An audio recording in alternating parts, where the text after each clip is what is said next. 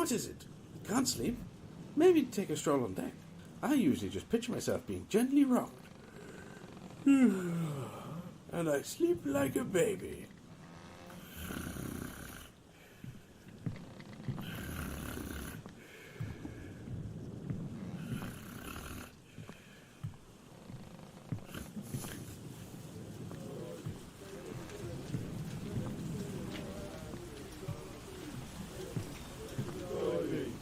Strengthen me, then you steady my hand and lead others too. Vengeance the one true virtue over all others.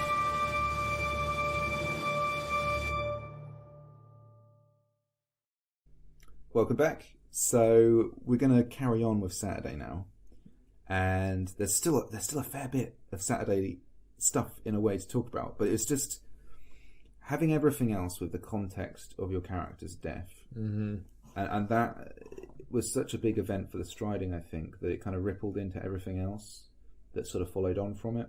Yeah, I found it very hard to know what to do with myself, basically. Yeah. I mean, so one of the things I wanted to do was go around all of the various nations and try and sell a copy of my book. We were also trying to get stuff for the hammer, right? Yeah, we were trying to get resources for the hammer. We want to get Bungle's hammer enchanted with this shield breaker thing, which means he can basically shatter people's shields, which will be awesome, right? It's kind of another one of our early ambitions for me. I think creating a weapon that one of us can wield that's exactly absolutely devastating on the battlefield, right? and it like Bungle's hammer was like the obvious choice, so that's kind of been an ambition we wanted to fulfill. So we were setting out to do that and sell my books and basically go around the nations. So first off, me and Lloyd just went round. I think you guys were doing something else at the time. I think you were getting resources for Bungle's hammer. But me and Lloyd basically broke off and went down around all the various nations trying to sell my books. Mm-hmm. So I'd made some contacts. I went with you for a bunch of those. Sorry? I went with you for a bunch of those. Yeah, that happened later. Then you guys went round with us later. So when it was just me and Lloyd, we were going around all these different nations. It was really cool. Like, we were just following it around, talking to people, asking where various people are. But there's this classic thing in Anvil, and especially in bad weather. Everyone does this kind of dance around the whole place. Mm-hmm. And you can often miss people. You know, you go to their camps and they're not there. Yeah.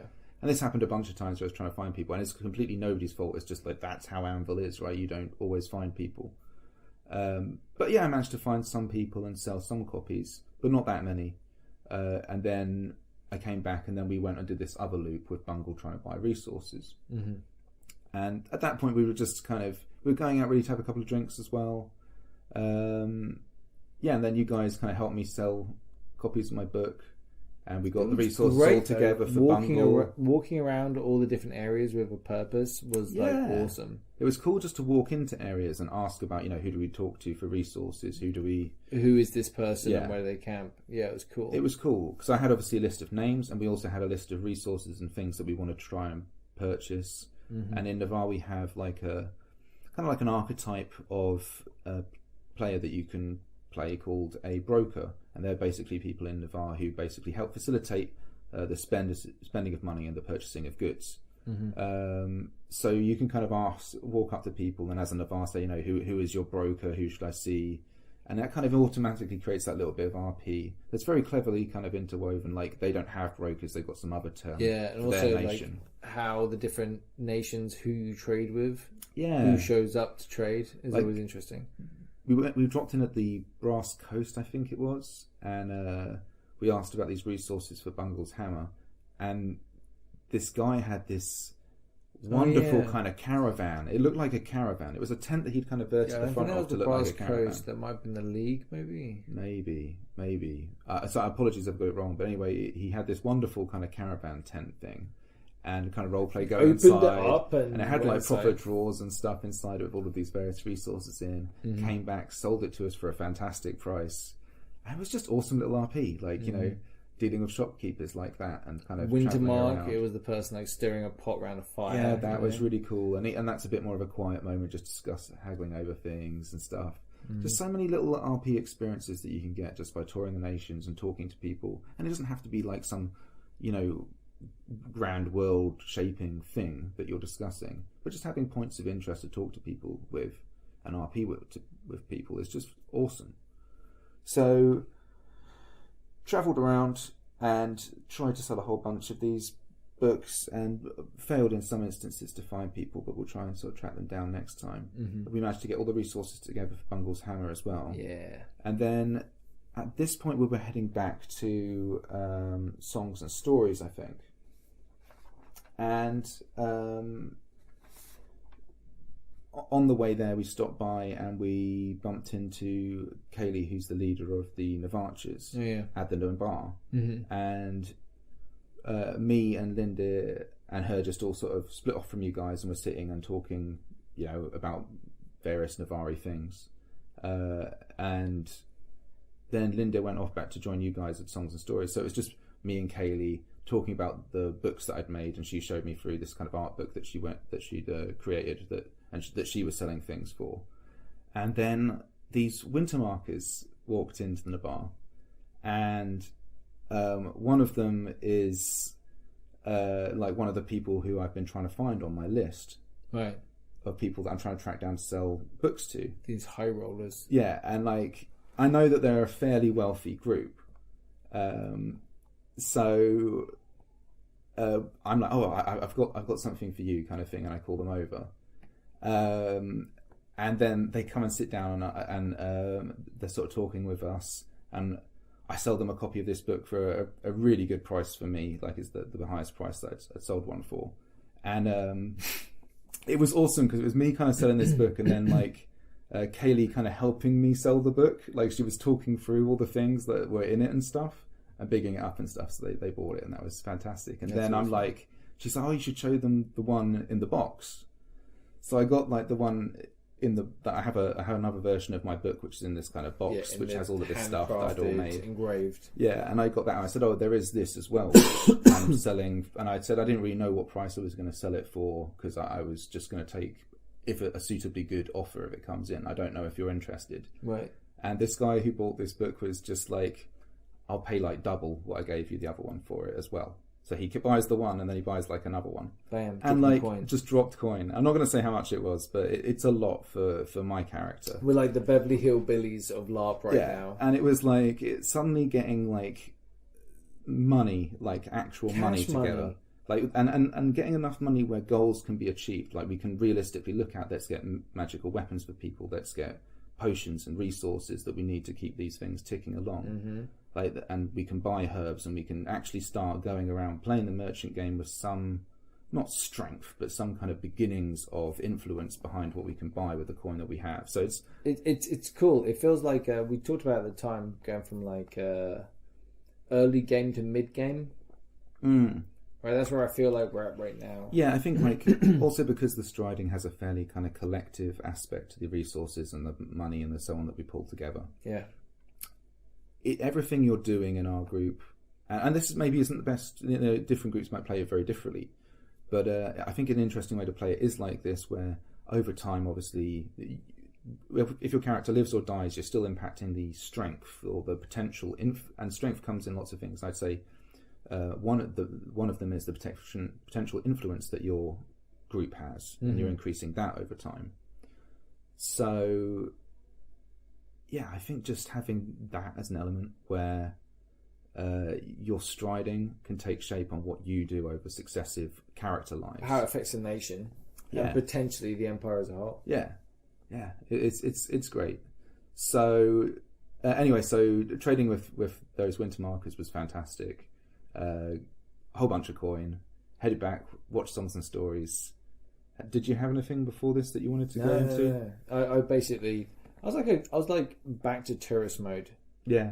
Right? I was just like going around and just watching, enjoying, seeing things, trying not to get into awkward Game of Thrones moments with people that I bumped into and asked who I was. That's about it. Yeah. Yeah.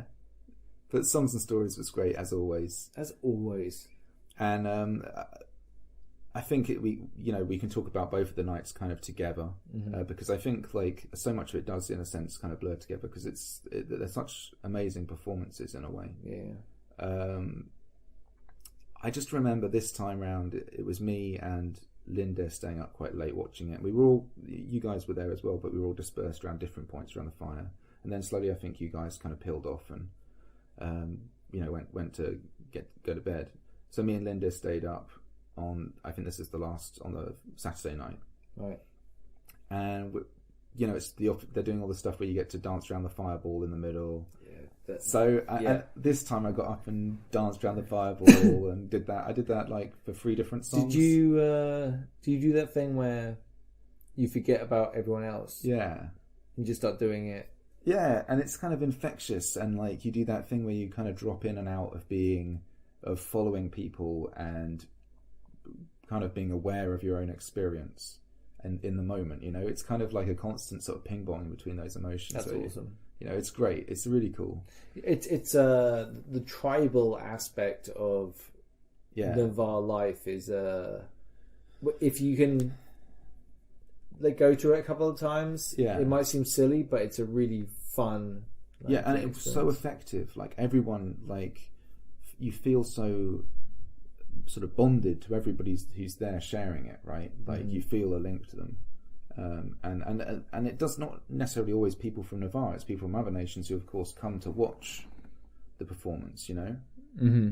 And it's great. Like Songs and Stories is fantastic. So that kind of closes, and then me and Lloyd are kind of just chatting around the fireball, talking to various people like NOC, because of course it's time out at that point. Mm-hmm. It was great fun. Just like getting to have a brief chats with people. See how their game was and so on. You're such a party animal. Yeah. It's ridiculous. And then it was great to come back and just camp up and then get ready for Sunday, I guess. Yeah, Sunday. Sunday was a crazy one in a way, because it was after everything that the nation had been through, because I don't think that's one thing that's really been kind of expressed. It was a lot, right? Like the entire structure of the military units had suddenly disappeared. And like people were stepping up, and those characters were back in different roles. I think Tor decided to go terminal for the whole event. I can't remember, but yeah, I mean, Kjartan was a different character, and that's got to be a crazy thing as those characters to step in as someone, completely new. But it's monstering, so I mean, we headed out to Monster, but I think, as I say, because the nation had taken such a kicking, that there was kind of like there's a natural, slightly competitive edge to the combat and the battles, I think, that takes place, and it's in a healthy way, where it's like you want to do, really for RP's sake, you want to do as well in your battle against them as they did against you. I think there's let's keep going, right? So we're going out there and we're playing as the Grendel? The Grendel, who we've never played as before, and they're kind of like essentially think like pirate orcs. Kind of. Yeah, they kind of have this fleet that's off the Bay of Katazar, I think, which is like the southern coast of the Empire. They're really wrecking the Brass Coast right now. They're bumping over a whole bunch of islands over there. Yeah, and it's like, and obviously I think they've been hitting the Urazeni very hard as well, and so it's been a big issue for the Empire. So we had this battle where we were playing as the Grendel, and essentially in terms of gear, like anything goes. It wasn't like how the Jotun were, where you can't use a bow or anything. But I decided to go out. I was going to go with a sword and a shield, but then I kind of asked Bungle if I could use one of his spare short swords and go ambidextrous. Ambidextrous it up. So I've never fought in that kind of style before in the battles. It's always either been sword and shield or using archery. How and did switching it it work up out? to ambidextrous is like, the thing is, right, like militarily and in terms of military history and effectiveness just generally in combat, and people will disagree with this, but I would say, if you think about it logically, this is a broadly held consensus that sword and shield or spear and shield are extremely effective styles of combat. And there's a reason many militaries and many different times have used those around the world, that weapon system. Yeah. Not often have people in battle fought with two melee weapons. No, very few. Very, very few. So there is a historical element that's working against you. But having said that, Laugh is sufficiently that sort of combat movie, sort of cinematic combat style that allows the fantasy of two-weapon fighting in a big battle You can't even to be a thing. You can't even bat away the arrows. You'll be amazed, actually. So I managed to do some pretty cool stuff during the battle, which we'll get to. But it was just great fun playing with that weapon system. Yeah, I think we were all, especially after like the Saturday, we were so for as a cathartic experience it was. Berry picking was going to be a damn good time. Yeah, it was going to be good fun for everyone. And so the battle basically is that we have some ritual stones that we're trying to protect. Yeah. And they're trying to get through and destroy them or something like that, and then basically pull out. Yeah. I think that's pretty much the objective. There might have been another element to it, but that's basically it. So the Empire come through, and there's a lot of them, and they just push aggressively but for we're the supposed objective. to attack them as soon as they come in. Yeah. Right? Yeah. So there's the unsettled nature of having harassed lines from the off is pretty damaging. Do you remember right near the start there was that brass coasters? We were in the woods looking over. Yeah. And the gate's not too far away. Yeah. But then we pushed and we caught a whole bunch of brass coasters. Yeah. Those guys went down there's a lot of them, right? Yeah. A lot of pretty they looked like Well, they're main fighters, man. They're really good, right? But it's if you get that's the thing. You have to be very good to win a 2-on-1 duel. Yeah. You have to be very good, or have sufficient sort of skill points to pull your ass out of it, or whatever. But generally speaking, it's tough. So we just had numbers on them and just swept around them and basically cut them off. And there were little pockets like this we were able to create on the flank as they drove through, and on the side as they pushed through. They were trying to push through so bravely, yeah. But it was they just got flanked and mullered, basically. Yeah, so I think quite a few died there, but I think what they did for the objective is they just pushed super aggressively towards the objective. I think they fairly early on broke through and managed to get to where the objective was. But the real issue was, of course, that their flank was constantly getting harassed and exposed in various ways. So I think there were quite a few people who got cut off. But it's just that, the nature of the battles and things. And it was very interesting to play against. Big blob fight, Yeah. But the blob moved around a lot, and Yeah. it was constantly encircled and harassed, right? Yeah. And there were moments where they had the upper hand and we had the upper hand, and basically we're just fighting their flanking force. What was weird was when there was certain sections where we were near the back of their forces harassing them. Yeah. There's a handful of people. Yeah, they could blow us away if they wanted to. But we were holding up a bunch of their forces. Yeah. And it was just Ian. Also, I want to talk about what a ridiculous orc you are. So I had this thing where my character my character has I decided my character, this orc, would have a thing where he would only communicate in bleh. That's all he could say was bleh. It was so basically every time I gave when you put that mask on, it shows a really dark side of your personality. But it was I shudder to think what else you could get up to. So we have a little bit of latex on your face. Ridiculous. So we have it so that Lloyd is my translator. So when I go bleh, he translates what that means, kind of like Han Solo and Chewbacca. And so we head off, and we're kind of all this time talking, me and Lloyd, in this unit that we're in. And we charge forward and manage to entice this group of people to countercharge us, and then they get cut off. That sounds a lot more technical than it was, but that's essentially what happened. And then we got counter-pushed after we were kind of essentially standing up from that fight. And I get downed, and then Lloyd runs in, and he's like, get away from him, he's my boss or whatever. I can't remember what he shouted now. And he kind of just charges in and basically just flailing at the enemy, right, trying to keep them away as this orc. And it was so cool to suddenly have a bit of orc RP, the idea that two orcs, the bad guys. I think orc RP or enemy RP is such a good value to any big, all of a sudden, the people we were fighting were aware that there was a personal connection between him and me, and so they went for him, right? But he managed to distract them. And while he was getting distracted, I got pulled away from the line by someone else and sent to a healer. And the healer RP, by the way, for the orcs, there was this orc in white with this staff who was basically the back line, and I came to a bunch of times during this battle. It's sort of injured and in need of healing. And she would do this kind of ritual thing where she was talking about ancestors and like this kind of spark of lightning they're sort of fueling inside you, and she'd sort of tell me how it's going through my body and all this stuff. And I'm like RPing, just getting increasingly like, heavy breathing, kind of hyped, right? And to the state where it's like afterwards I kind of walk away like roaring about how I'm going to, like, my ancestors are going to do. That's the only time I didn't go bleh. It was like talking about my ancestors after these rituals because they were so fucking awesome. And just being like, oh, my ancestors, I will honour them and all that kind of stuff, charging back in. And it's just so weird sometimes when you charge up to the line and you're super hyped and you're just roaring, and then the line is just completely static. You are ridiculous as an orc. Like, truly ridiculous. So there's this bit, I think, isn't there, where we've kind of got them in a fairly static line standoff. Yeah. And I don't know, I just randomly kind of walked out and did this kind of... You just stepped out and just went...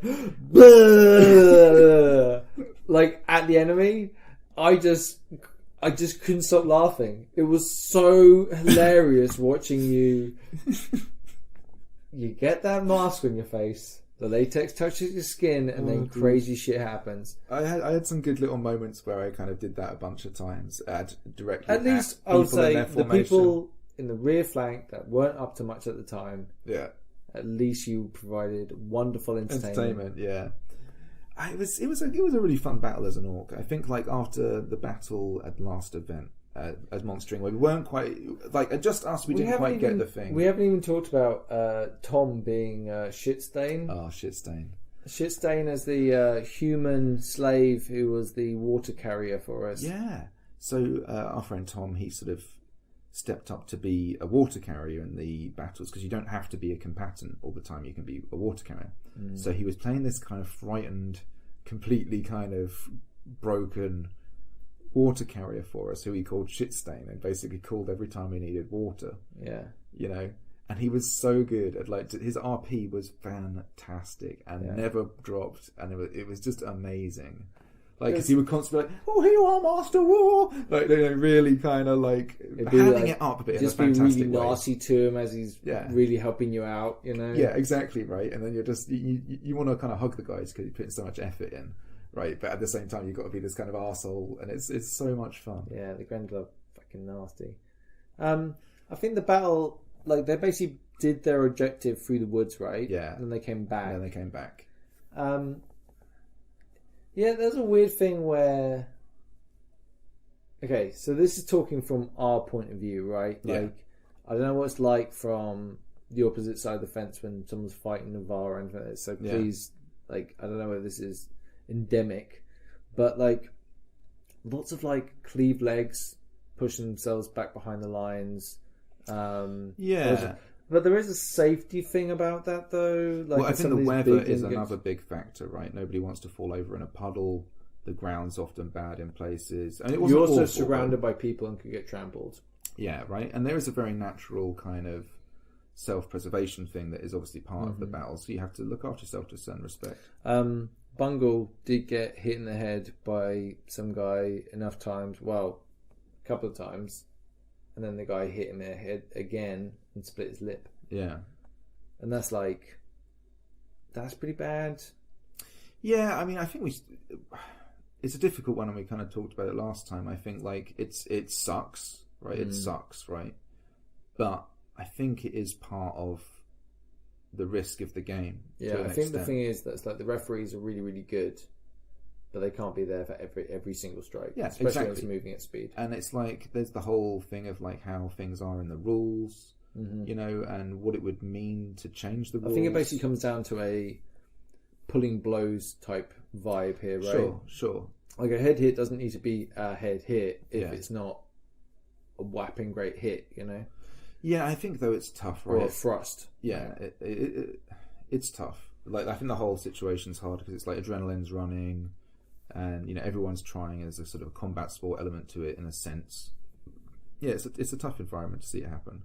I mean, there was a bit where I was part of a group that were chasing some sort of broken off people from the Empire unit back, and you're hitting someone a reasonable amount of time and you cleave them and they kind of hop back like the remaining sort of 20-30 meters to the line, kind of thing, and you're like, I get it though, I get it. This is the thing. Okay, so I was talking to someone after the event that was basically saying it's better to keep behind the lines and not like, do you know what I mean? Like, it encourages not to be on the front lines. Yeah. And I get it, right? Like, now having died, like, that character's like gone, it's gone, right?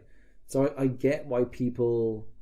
This way, in a computer game, most people use every exploit they can get to get an advantage against the game, right? In LARP, there are lots of exploits you can make just because of the looseness of you are your own.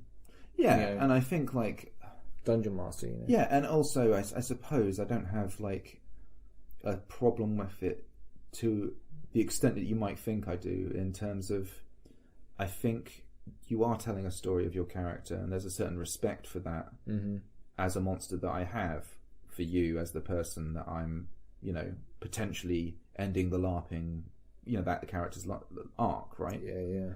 So it's like I have respect for that as a level, and I can understand how maybe you're not at the stage, and I'm not trying to encourage, not following the rules strictly or anything like that. I'm just saying that I can understand that there's moments in which maybe don't recognise that what you're doing isn't strictly by the rules, and I think that's not necessary. I don't think it's active cheating. There's also an interesting thing when that crush thing happens, which is a very human experience, which is lots of people in a mass moving in one direction very fast. And can when create panic. Yeah, I think there's lots of aspects to it, dude. I'm really not bothered by it, in that sense. But I think there's the other whole thing that you kind of experience, and this is again completely how it should be, really.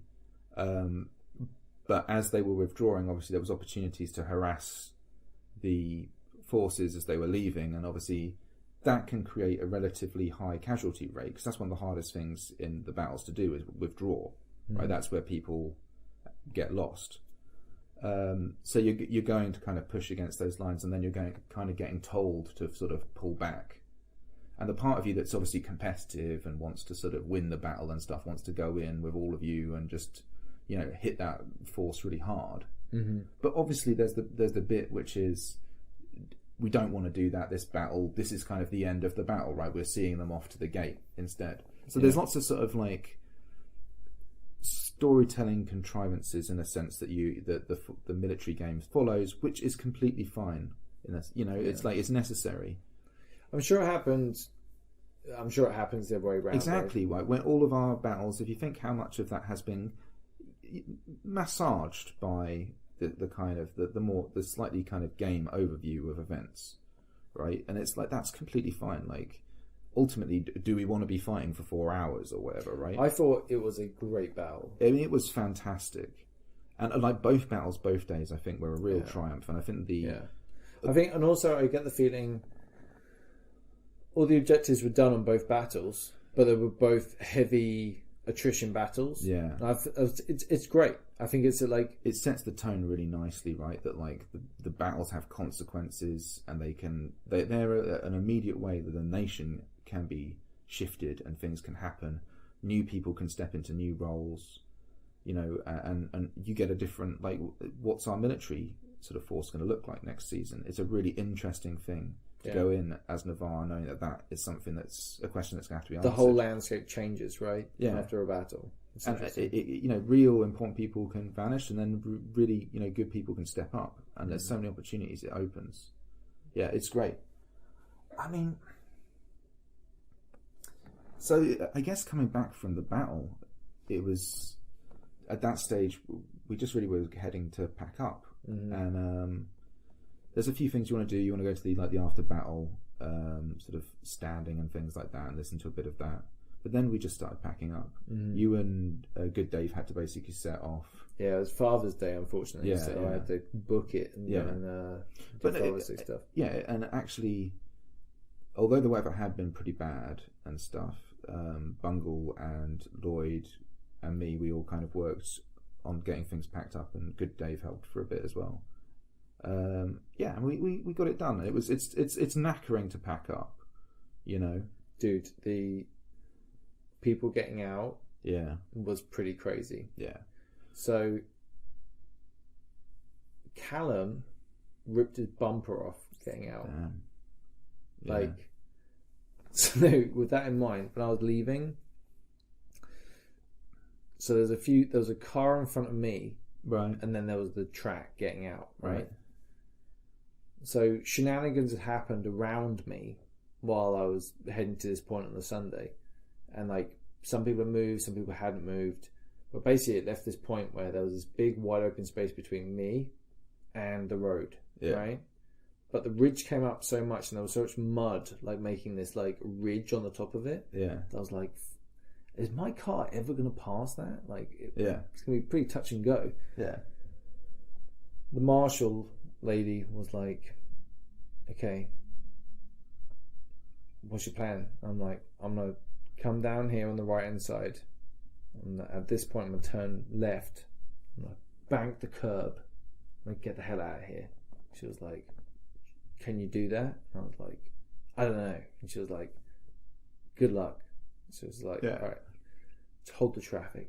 So she goes down there, holds the traffic, and then she's just like, good luck.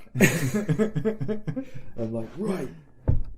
Drop the handbrake, high rev, second gear, away I go. I slip and slide down there a little bit, and then suddenly I gain traction, jump over the edge, and then the bottom of the car slides across a muddy, like, and then I'm away. Down the road, away. Fantastic. So felt like I got lucky there, man. I got quite lucky because obviously I've been able to park in a fairly good spot to get out of. So it was kind of cool. At that point, it was raining again, and it was just like the rain came in like at the last like few hours. It's a weird thing because they opened up the Navarre you back could drive road, in, didn't they? They let people in earlier than they normally do. I don't mind it, man. It's the weather conditions.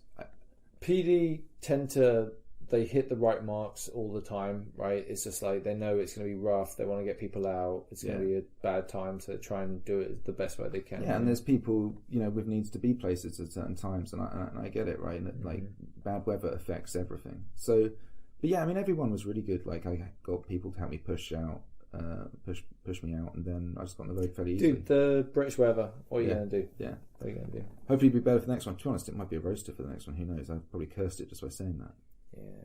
Yeah. We got a apple bobbing, right? Yeah.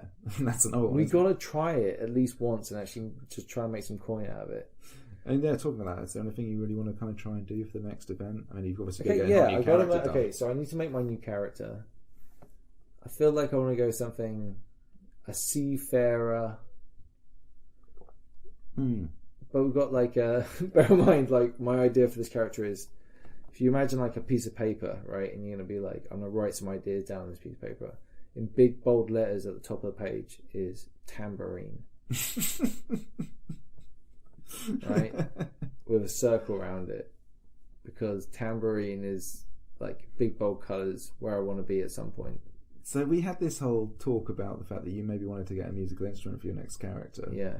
And bear in mind, I'm totally unmusically. Yeah, exactly. There's nothing musical about me.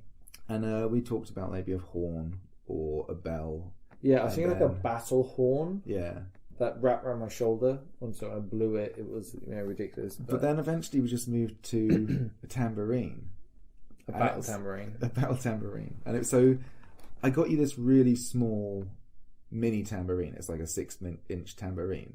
But it's something that we could put in a box or put in a bag. I still don't know where we're going with this. Like, honestly, it's there's so much about the character that that's the reason why I haven't done it yet, where I'm like, who is this character? What are they going to be? How are they going to interact with the world? Like, I feel like because of all the stuff to do with the Grendel, I feel like I'm there on my little boat doing a little bit of a pleasure cruise, not really like, having a nice time, and then the Grendel fleet shows up. I'm like, oh man. And then I hear about Ifan's death. I have to come back. Yeah. That's kind of, I don't know. Yeah, I get it. No, that could work. It could work well. Yeah. Be interesting. Yeah.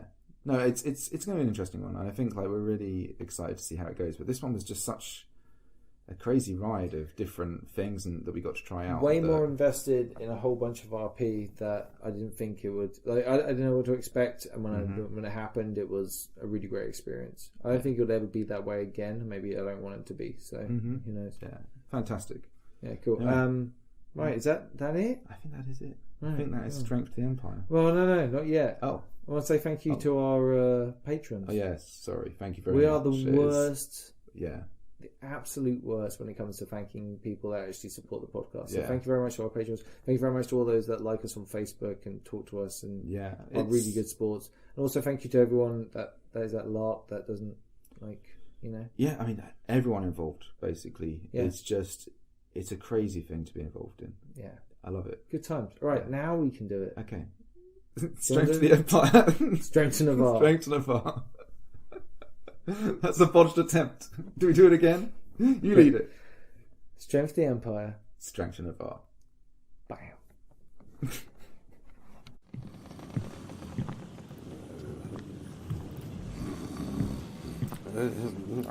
No, I don't know where the soap is. You'll have to help me find it. What is it? You've got that panicky look on your face again. Is it the summer cramp again? No? Well, then go back and see. I'm sure Derek and the crew will wake us if anything happens.